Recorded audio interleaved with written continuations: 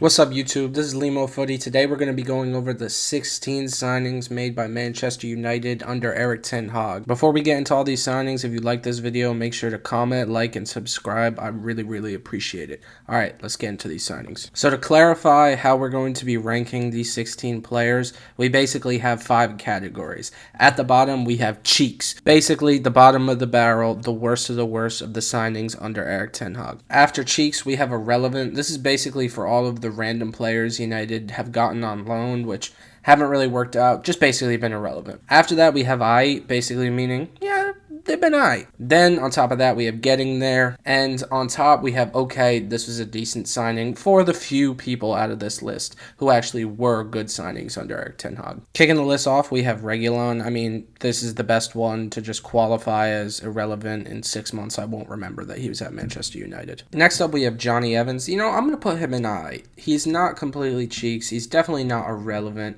This wasn't like a long-term solution for United, but I mean, he is a veteran. He's like 36 or something like that, so he's not going to be there long-term.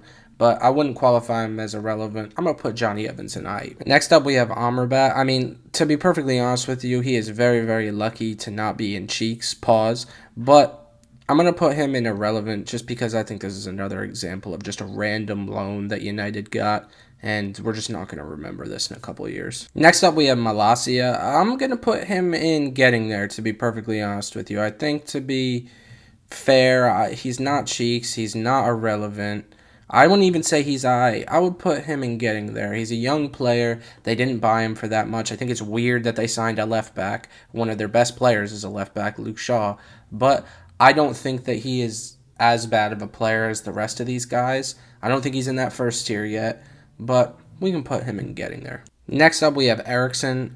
We can put Eriksen in, all right, this is actually, a pretty decent signing. And when I say decent, I want to clarify that they got Eriksen for a free. They didn't even have to spend any money on a transfer fee. So I think that really puts him in there. Do I think that Man United are going to win trophies with Christian Eriksen in the center of midfield long term? No. Do I have a panic attack thinking he is going to die every single time he plays? Yes. That's also not a joke. I genuinely don't like watching him play football anymore. But getting him for a free, I think you could say that it actually was a decent signing. Marcel Sabitzer, just the epitome of irrelevant. Thanks for coming out, though, Chief. We're just going to slot you in right there. Next up, we got Mr. Waiting on a Miracle himself, Rasmus Højlund. To be honest, this one's probably the toughest one on this list. I can't put him in irrelevant because he's not. I could put, you could make a real argument about putting Højlund in cheeks, but I am going to put him in I. Yeah, has he played well? Absolutely not. He's only scored 1 goal. And also on top of that, I don't really like how Højlund has scored 1 goal and United and their fans acted as though it's like that kid at recess, you all know, the one I'm talking about, who, he finally scores and all the other kids are happy for him. This is Manchester United, not Make-A-Wish Foundation. I don't know why they were just so happy that this guy scored his first goal after, a bunch of appearances. But nevertheless, I do think that there's a good player there. I just think that, look at all these guys on United. They're pretty ass. I think there's potential for Højlund to get better, but right now I can't put him in getting there. I don't want to put him in cheeks because I think he has potential. We're just going to slot him in at I. And our first player we are going to be throwing into the cheeks category, Antony. This is pretty obvious. United paid $80 million, and he's a fidget spinner. He's potentially a domestic abuser, allegedly. We'll say allegedly, because I don't want to put that on his name if he's not actually doing that, but he's just ass. I don't even think there's anything left to say about Antony. He's just garbage at the sport. Moving on, we have Casemiro. We're just going to put him in, okay, this was a decent signing. He's definitely been injury prone, but when he's played for United, he's been good. If you look at every single player on this list, he is the best player, in my opinion. He's had the most success. Yeah, I think it was a decent signing. They paid a lot of money for him, but You're not going to get Casemiro for cheap, but he's a good player. Next up, we have Andre Onana. This one's a really tough one too, because if it was a month or two ago, he would be getting slotted into cheeks. However, prior to joining Manchester United, there was a lot of promise for Onana, so we're going to put him in I. I do think that Onana is kind of like Højlund, where he's had a really just shit start at United, but I could see him turning it around, and it's early enough. It's not like Antony, right? Antony's been here for, this is his second season, and there's still nothing coming from it. Given that it's Onana's first season, we're going to put him at I.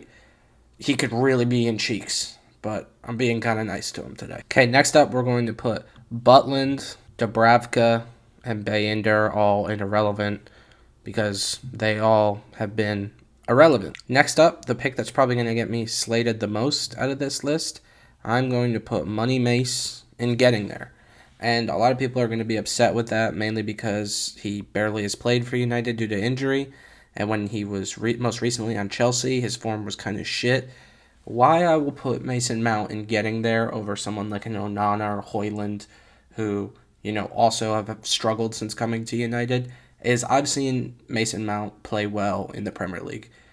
These other guys, I haven't seen them play well. So, in terms of Mason Mount, he could flop at United. I think he may. But I have seen him play well in the Prem, and I do know that there's a player there, so I'm going to put him in getting there. Next up, what do you get when you take Peter Crouch and remove all of his talent? You get Wout Weghorst.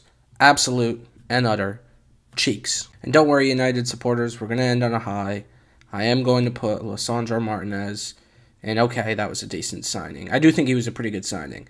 I think he's 5'4", but at the end of the day, he's a good signing. He's been injured this season, but and all this butcher talk, United fans need to kind of calm down with that. But he's a good player, and he'll go into, okay, this was a pretty decent signing. So yeah, that is my list. I mean, realistically, you could probably make some alterations to this.